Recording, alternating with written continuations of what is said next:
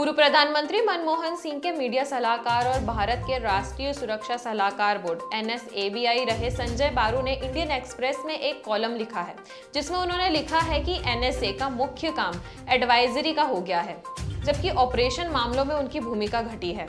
बारू ने अंग्रेजी अखबार द इंडियन एक्सप्रेस में प्रकाशित अपने लेख में कहा है कि अब NSA डोभाल राष्ट्रीय सुरक्षा सलाहकार बोर्ड यानी NSABI और स्ट्रेटेजिक पॉलिसी ग्रुप यानी SPG जैसे सलाहकार संस्थाओं के साथ डील करेंगे। आज के रिपोर्ट में हम बात करेंगे कि बीते दिनों राष्ट्रीय सुरक्षा परिषद सचिवालय में जो बदलाव हुए हैं उनका भारत की सुरक्षा पर क्या असर पड़ेगा, अजीत डोभाल की आने वाले समय में क्या भूमिका होगी और राजेंद्र खन्ना का क्या बैकग्राउंड है।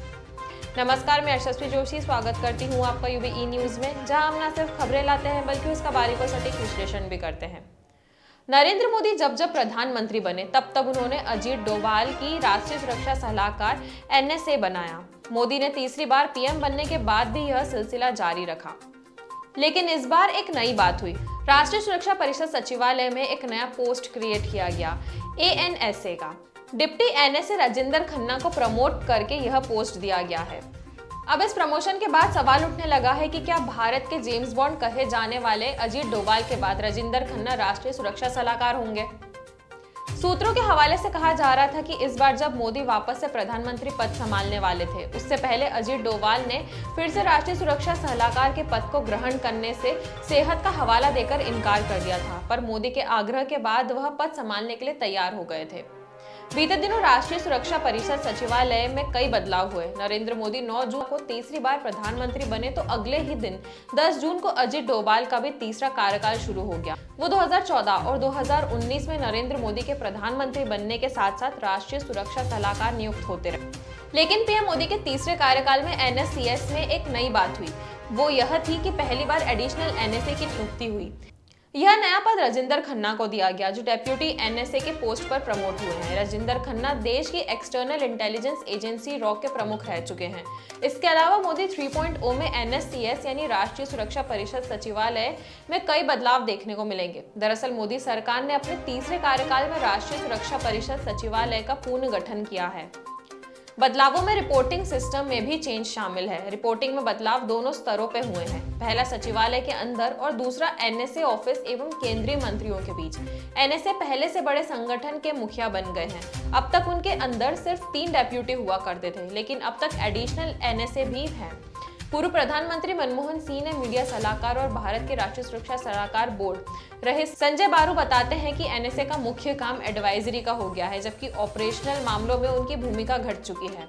बारू ने अंग्रेजी अखबार द इंडियन एक्सप्रेस में प्रकाशित अपने लेख में कहा है कि अब NSA डोभाल राष्ट्रीय सुरक्षा सलाहकार बोर्ड और स्ट्रेटेजिक पॉलिसी ग्रुप SPG जैसे सलाहकार संस्थाओं के साथ डील करेंगे। बारू कहते हैं कि चीफ ऑफ डिफेंस स्टाफ और तीनों सेनाओं के प्रमुख के साथ साथ रक्षा, गृह और विदेश समेत कुछ और विभागों के सचिव NSA को रिपोर्ट तो करते ही हैं, ये सभी अपने मंत्रियों को भी रोजमर्रा की रिपोर्टिंग करते हैं। ऐसे में देखना यह हो कि इन विभागों के मंत्री नए बदलावों को किस नजरिए से देखते हैं। बारू का कहना है कि वैसे तो प्रधानमंत्री के प्रधान सलाहकार सिविल ब्यूरोक्रेसी से डील करते हैं, लेकिन अगर NSA ने अति सक्रियता दिखाकर कैबिनेट सेक्रेटरी और सरकार के अन्य सेक्रेटरीज की मीटिंग लेंगे तो खींचतान की स्थिति हो सकती है।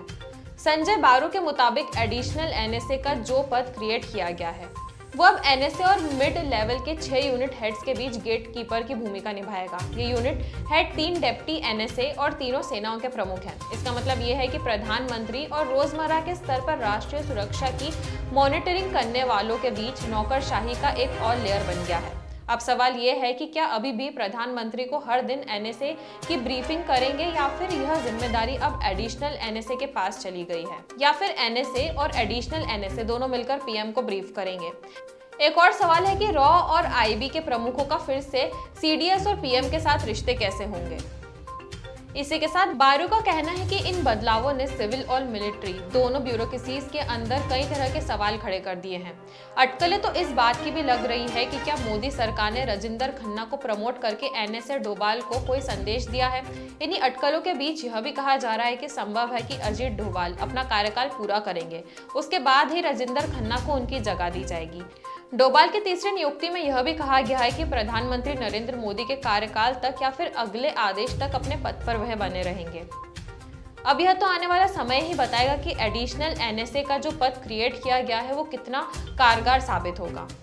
तो यह थी हमारी आज की एक खास रिपोर्ट, और आपको यह कैसी लगी अपने विचार हमसे जरूर साझा करें। वीडियो पसंद आए तो इसे लाइक और शेयर करें, साथ ही चैनल को सब्सक्राइब जरूर करें। यूबी न्यूज आपके लिए लाता रहेगा देश विदेश से जुड़ी ऐसी ही खबरें। तब तक के लिए धन्यवाद।